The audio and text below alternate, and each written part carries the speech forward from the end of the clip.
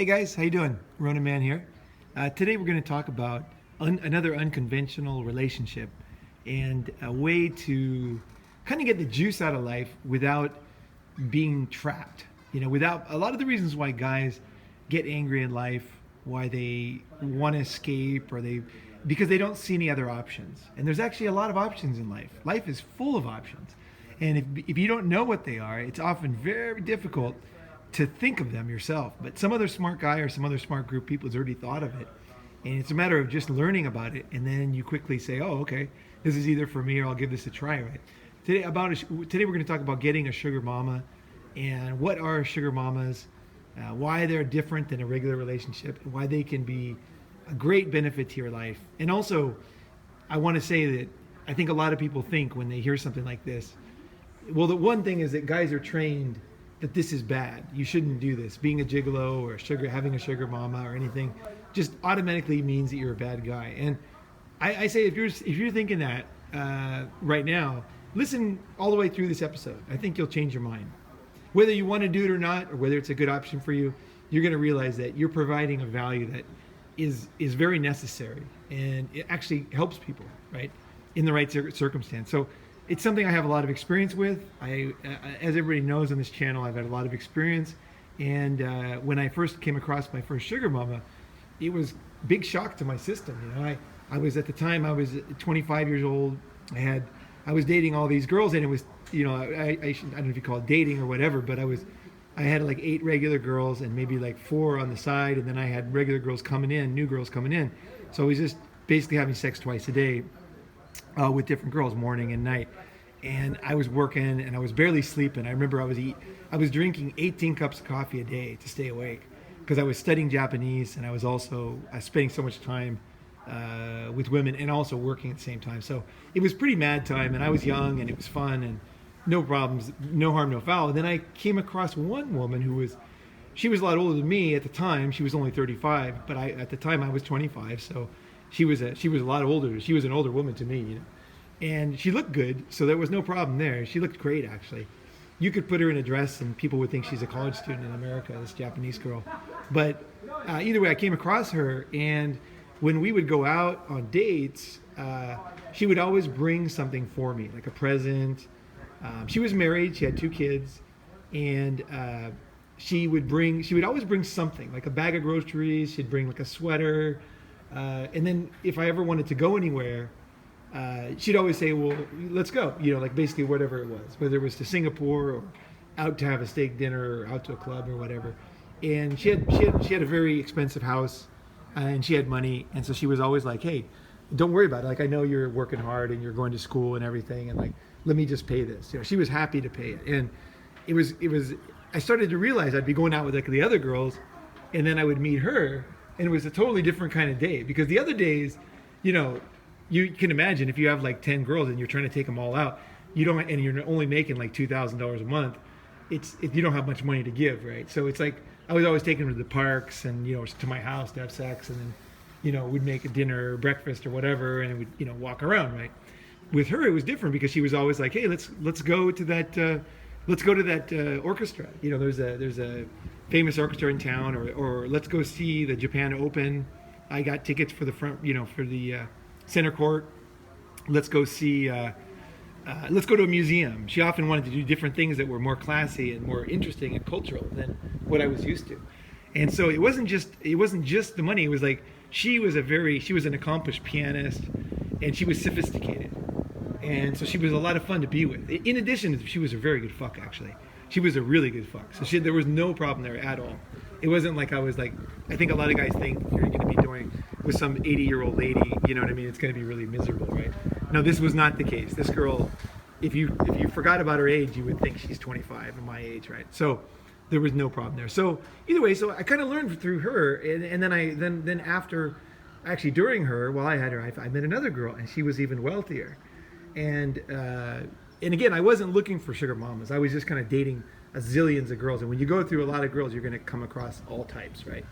And this other girl was very, very wealthy. And she gave me a gold Rolex. She gave me this gold chain that looked like MTV or something. It was so heavy that I couldn't jog with it because it would hurt my bones on my neck.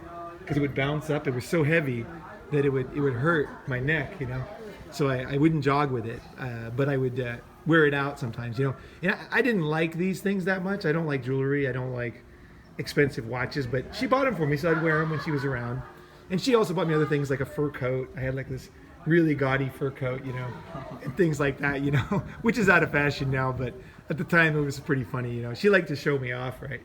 And so that was the first one, sorry. And then the second one, she had more money. And so she was like, money was like literally not an object for her. She did not care at all about money, nothing. She didn't care. She could buy me a house, it would be like nothing, you know. And she was young too. And she was, I would say body-wise, her body was very, very, very attractive. Her face was not, the second one. But she had more money, and so we ended up doing a lot of things together. She would take me traveling. You know, if I wanted to start a business, she would like set up a corporation, you know, give me some money to pay employees and things like that. And the thing is, she was glad to do it, because you got to imagine, like, if you have a lot of money, right? I don't know if you guys have a lot of money or if you have friends that are wealthy, but when you have wealthy friends, they have different values. And this is something you have to understand first, is that if you were trying to get money from somebody who had the same amount of money as you, you're basically like a scumbag, right? You're just trying to get money from somebody, right?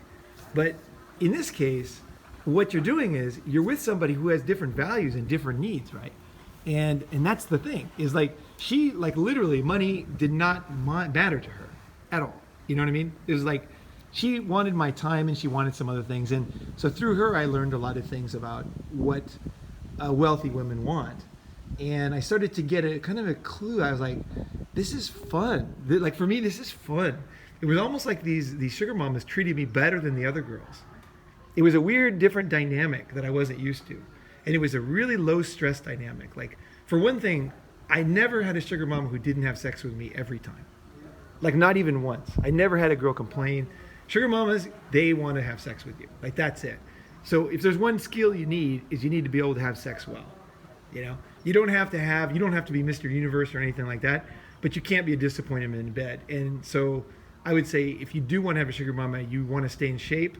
Your body is really important. You want to keep your body in good shape. So you want to get on a good diet. All the things that you kind of want to do for yourself anyway, you want to do if you want to get a sugar mama. You don't want to have that extra couple pounds. You always want to work on yourself and keep yourself in shape. And the other thing that sugar mamas really look for, in my experience, is, okay, just imagine this. You inherit $100 million, okay? So now you don't ever have to think about money again. How would that change you? Like, what would change in your life? You know, a lot would change, right? And one thing is, this is something you don't think about when you don't have money, but when you have money, you realize how many things you did when you didn't have money that you didn't want to do. So, like, you might hang out with a lot of people because you secretly think you might get a job, or they might help you, or if you need help, they'll lend you money. Like, a lot of the things you do in life is secretly because you don't have any money. You don't realize it until you get money. And then you realize, why was I hanging out with all those guys? And then you have to be harsh on yourself and say, you know, I was kind of hoping that, you know what I mean? Like, you have to go next door to borrow some sugar, right? You know what I mean? Like, a lot of your life is like that as a middle class, lower class, middle class guy, right? A lot of people on this channel know I grew up in a trailer park, right? So we didn't have any money at all, right? So my mindset was not a money mindset. So I was lucky because some money came into some people in my family later, and I learned a lot from that. And that helped me with my sugar mama game a lot, right? Because I had some very, very wealthy people around me, and I learned that their perspective is different on life, right? And that the key is it's just like, give the people what they want. You have to know what they want. You have to understand them, right? Understand where they're coming from. So I realized that one of the most important things for a truly wealthy person is they never want to be around negative people. It's one thing they do not want. They literally never want to be around negative people. They only want to be around positive people. And that's like one key thing, because it's not even, you think it's all about the sex or something. No, they like, that's part of why they have a small group of friends, is because they don't need it. You know what I mean? They don't fucking need anything from you. Nothing. They don't need advice. They don't need directions. They don't need to find a place that has a good deal for a car or a good deal for food, or they don't, like, literally, these girls are so rich that if they want to go across town, they don't have to call an Uber. They can just buy a car and abandon it on the other side of town every day. Like, they don't care. Like a really wealthy girl, she literally, money is not, it's a different kind of thing for her. So you got to understand that their needs are different. A lot of people, what they do is they write off rich people as being selfish or spoiled, or that's just total bullshit. That is absolute bullshit. You do not want to believe that, because it's not true, for one. But we all are selfish. We all humans are exactly the same, right? It's just that you have different needs in different stages, right? And so a wealthy girl, she wants to be happy. You know what I mean? And whatever makes her happy and makes her, she's not having to do the things that other people do. So she's looking for other things, right? So one thing I think that really helped me is I'm very optimistic. And I'm fun to be with, and I'm always joking around. And even if something bad happens, I'm always kind of like, hey, whatever. You know, I just blow it off and move forward, right? I found out later that was one of the keys to my game, is that wealthy people, whether they're guys or girls, and again, when you get good at this game, you're gonna have a lot of wealthy guy friends too, you know, because they also lead you to more girls, you know, so more opportunities for this, you know. So the circle that you're running in, you can't be a kind of guy that just wants girls.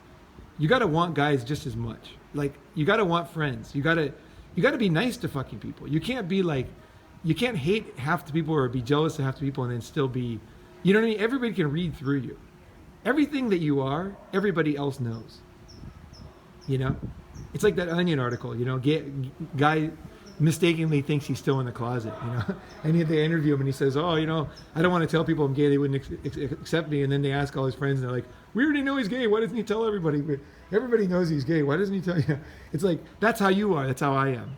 Is everything that you are is obvious. So if you're optimistic and you're not, and you're like in the state, then everybody knows it. And they're like, hey, okay, cool. I want to be around that. What were you going to say? Yeah. I have a question. Yeah. Where can I find them? Okay, so the thing is you want to first get yourself in the right mindset, like I was telling you about. Like, so that's the really important thing. Because if you find a good one and you're not ready, it's a tragedy. It's a tragedy. So you want to understand the mindset before you meet them. So that you're just here to have a good time, and you realize that they need different things. So you're not like, hey, this is a rich girl, I want to take advantage of this girl, I want this. No, that's not the mindset. The mindset is, who is this girl? What's her situation? Right? And can I provide value for her? And will it be fun for me? Because you have to enjoy it too, right? Otherwise, it's not a relationship, right? So get your mind right first. I can go deeper into this in the future, but basically that's the most important thing, is that you're ready. Because if you're ready, they are already around you and you just don't know. They're all over the place. Like, wealthy women are just a dime a dozen these days. There's so much money sloshing around the world. I think if I was going to say one general rule is the more you travel, the easier it gets. Because when you're in your hometown, I don't know why, but it just seems to be a little bit harder to meet them. There's more like, hey, you're from this town, you're from this city, you're from, you know what I mean? You're from this family, you know, you drive this car. It's a little bit harder. So the more you travel is good. Like, I've always met, I've tended to meet these women when I'm out of my element, you know, when I'm not in my hometown, right? So that's one thing. I would say, if you're going to say a general rule how to spot them, is I would say, okay, you want to look for, now of course I already said that there's many types. Some sugar mamas are 20 years old, so don't get me wrong, these are not rules, they're just general to get started kind of crutches, right?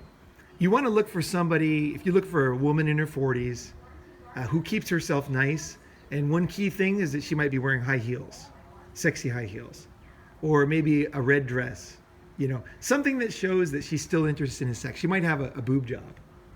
So here she is, she's in her 40s, she still takes care of herself. You know, she hasn't, most women let it go, right? She hasn't let it go.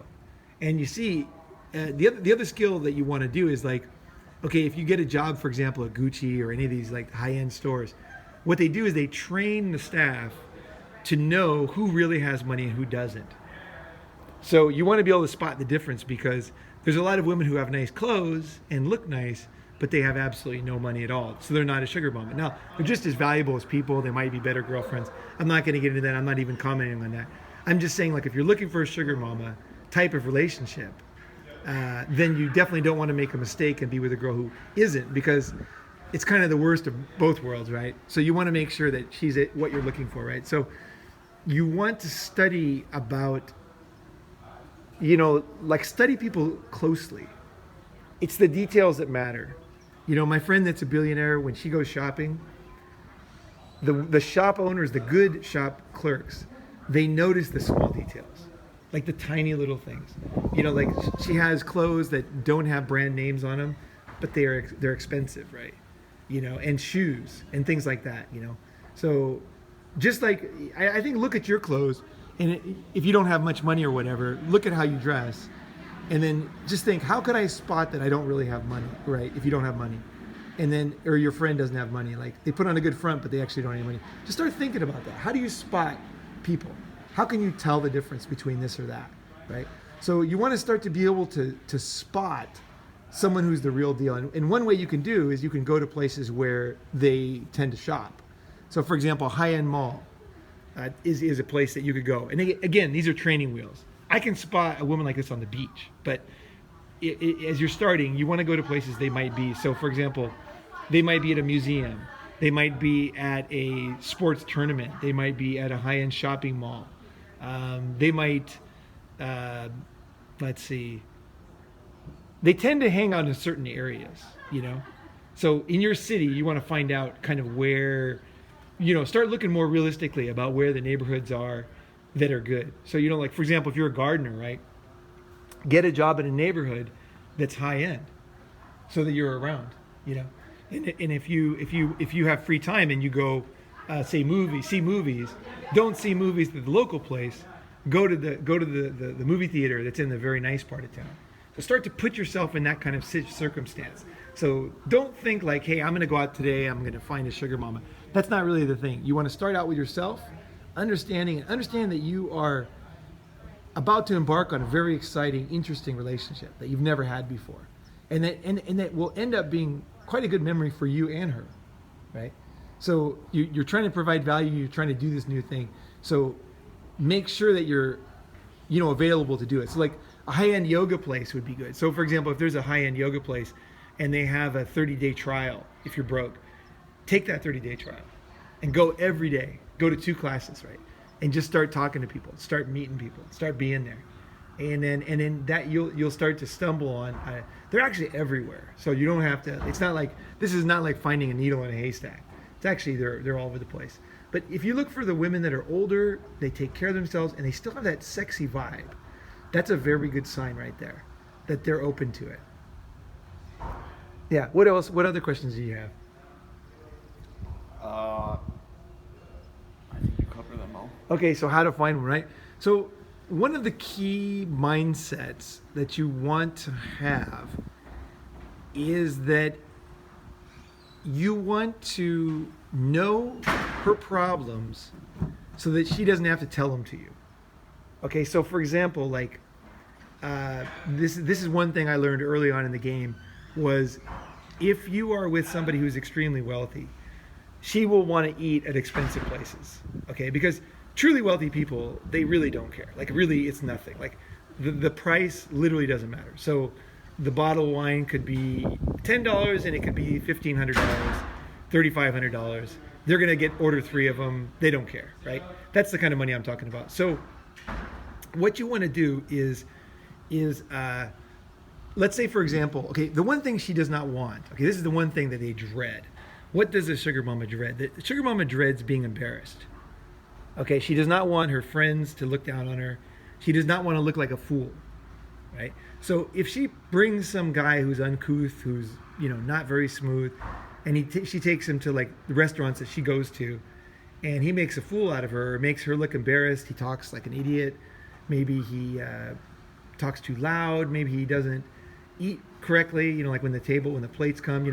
You want to start to think about things like forks. So if there's like 2 forks and 2 spoons, just use your brain. I mean, it's not a big deal, but just use your brain. Don't be like, I just use 1 fork. Fuck it, And you say, okay, I'm going to try this, and start thinking, okay, the small fork probably goes for the soup, right?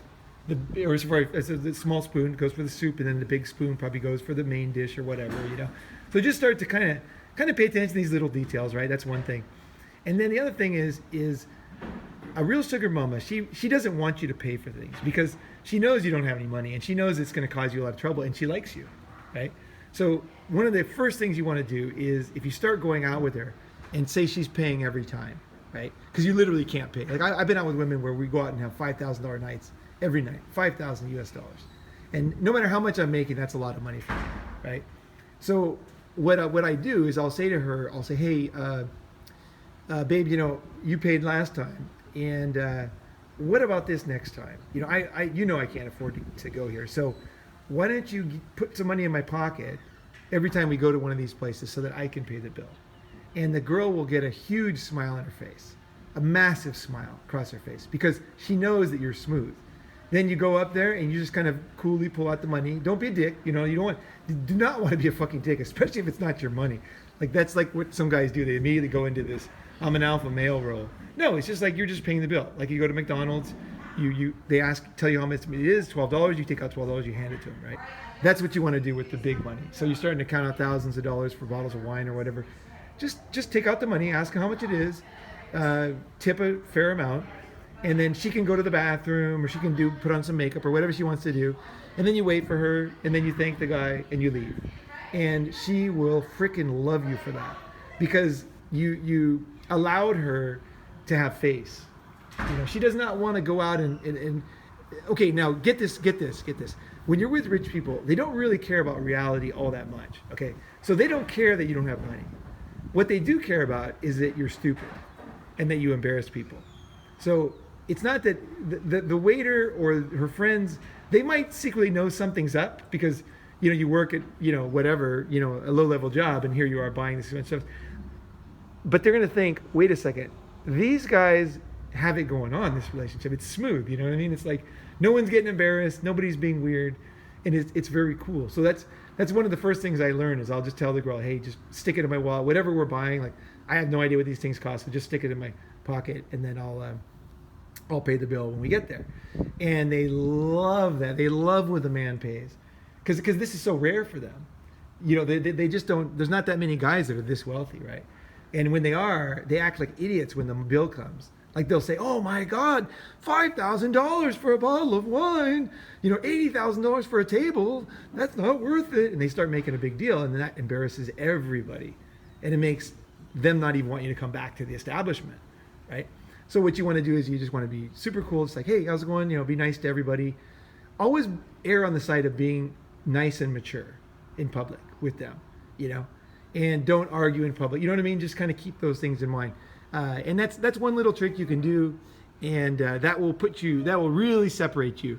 And it also, I hope this gives you ideas about what you could do that would help you to make it easier for her, So, a lot of times what girls will do is they'll tend to buy you new outfits. The reason why you're buying those outfits is because they want you to wear them to certain places.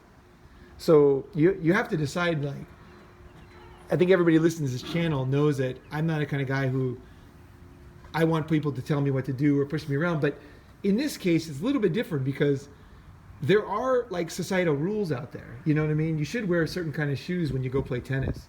When you go to a club, you should look a certain way. When you go to a wedding, you should look a certain way. When you go to someone's house, you should bring a certain present, depending on the kind of house, right? So in a place like this in the Hollywood Hills, Russell Brand lives down the road, you're going to have a pretty nice bottle of wine. If you go to a trailer park, you might just have a 6-pack, right? So it depends on the area. So she knows all these rules, and you don't want to be like a know-it-all. You always want to be asking questions. I'm always like super open about what I don't know. I'm like, man, I've never been to a place like this. What's the customary thing? And then as soon as she realizes that you're smooth and you quickly learn, I think that's what she wants too, is a guy who quickly learns. She doesn't want like a dumb guy who like really slow, and making a fool out of himself. You want to quickly learn. You're like, okay, I got it. I'm cool. I got this new scene, right? It's kind of like when you're breaking into any scene. If you're breaking into the movies, you're breaking into Silicon Valley, there's like certain vocabulary people use. There's certain ways people talk. And then one warning I'd say is don't talk politics when you're with rich people. It's very bad. I know because when I was younger, I didn't understand this and I blew out a relationship because I started talking like I usually talk with my friends, and I realized that wealthy people just don't talk like that. They talk differently about. They're not as, I don't know what it is. It's a different scene when it comes to politics and things like that. So don't go on a rampage. Don't go on a monologue, especially in a group of people, right? It's really not smart. Kind of sense out where everybody is, what they talk about, how they act. When it comes to like things like sex, I mean, okay. The other thing you don't want to embarrass. The first thing a wealthy girl often do is start paying your rent, right? So she'll rent you a new house. Usually they don't pay your rent. Usually they get you a new place. They like to get something new for you. Like nobody, you never had a girl in there, right? So they'll rent you a place, right? So you want to make sure that you never bring other girls there, you know, because the ears have the walls have ears when it comes to rich girls. Like they might hire a private detective. They might pay the guard man to tell them how many people come to your room. They might do these kind of things because they want to find out if you're taking advantage of them, if you're making them lose face. Because everybody knows they're paying the rent, and everybody knows that there was like 3 girls came in your apartment, right? So you don't want to do that. You want to make sure that she has face. So if you do have other things going on, you don't want to do it in that house that she's paying for, right? Because the walls have fucking ears. They do. They have ears. So you have to decide that you're going to be a little bit smooth. You're going to be a little bit careful and not rub it in her face. Now, I'm not saying you can't have other relationships, because I think a lot of times sugar mamas, they love that. They love the fact that you disappear for a few days and then they go crazy and they call you 5 million times and then they come back and then they get back together with you, right? It's like they won you back or something, you know? So I'm not saying like you have to be like a monk or anything. Just respect the fact that she's paying for the house, right? It's you know, she's paying for the house, not you, right? And so you want to show that you respect that. And that's very, very important. Very fucking important. Show respect with the little things that she's doing and the places that she's going. So there's a few things, and a lot of the things that you're doing is it'll open up all kinds of new doors to you, because sugar mamas have connections, they have family. There's a lot more to this. The rabbit hole goes super deep. Like the families often have the money and she doesn't have the money in her hand. So there's different kinds of sugar mamas. Like some of them have, you know, the families passed away and they have, you know, all the money's in their hands. A lot of rich girls don't really own the money. The parents own the money and they have it to spend, but it's not exactly theirs. So you kind of want to know that. That makes a big difference, you know, and things like that, you know. But once you start to like, once you groove on a relationship like this, you'll see the kind of difference. There's a lot less acrimony in a standard relationship. It's just more fun. They want to have fun. So, you know, you want to be a fun guy who's having fun. Like, you know, you're a good fuck, you know, you're fun to be with. You know, you joke, you're laughing, you're optimistic. You keep yourself in great shape, you know. And a lot of the things that I'm talking about here are things that are to your benefit. You know what I mean? Being in killer shape all the time, that's fucking to your benefit, right? It's healthy. It's better for everything, right? You look better, you know, you feel better. There's nothing wrong with it. All these things that I'm talking about is like a growth process for you. So you're going to grow through this whole thing, no matter if the relationship doesn't last or whatever. You know, I don't think, like, I'm not saying like you should go get one, you should always have one, or you get the richest one. None of that stuff. I'm just saying it's an option that is awesome and interesting. You know, it's very, very interesting. And like, they might help you set up companies. They might introduce you to people for business. They might invest venture capital in your firm. You know, but you have to be careful about all this stuff. I can talk about the dangers of all this stuff too. So, you know, I think that you don't want to get in a position where she owns you either. So that's the other thing. You have to keep your independence. And that's important. That's very, very important, because she'll start to lose respect for you, you know. And so that's a key thing too. But either way, it's a growth experience. So no matter what position you're in, I would say it's good for you to experiment with different things, because your mind is going to tell you that every relationship's the same.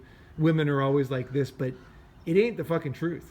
There's a lot of different fucking scenarios out there, and they can be quite interesting and fun. Like, I would have never expected I like this. You know what I mean? Like, I felt like this was wrong or something, like a gigolo. If people are I shame myself. No one needed to shame me. I fucking shame myself.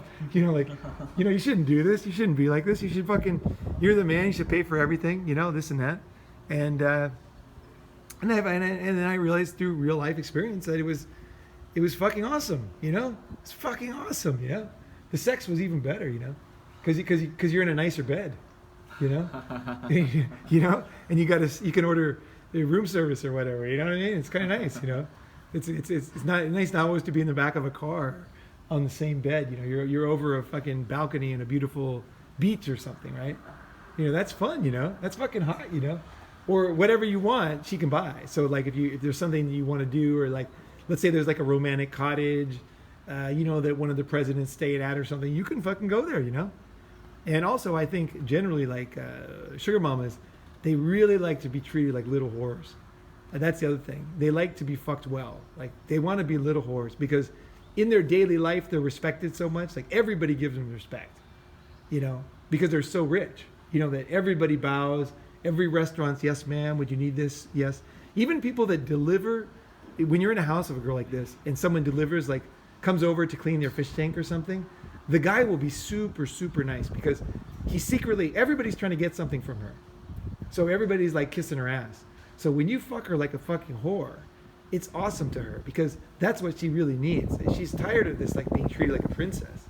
She needs a guy who treats her like a normal person and also understands that she's kind of tired of this fake world. And you're a big part of her exploring her other side too, and for you, it's awesome, right? But for her, it's like really important.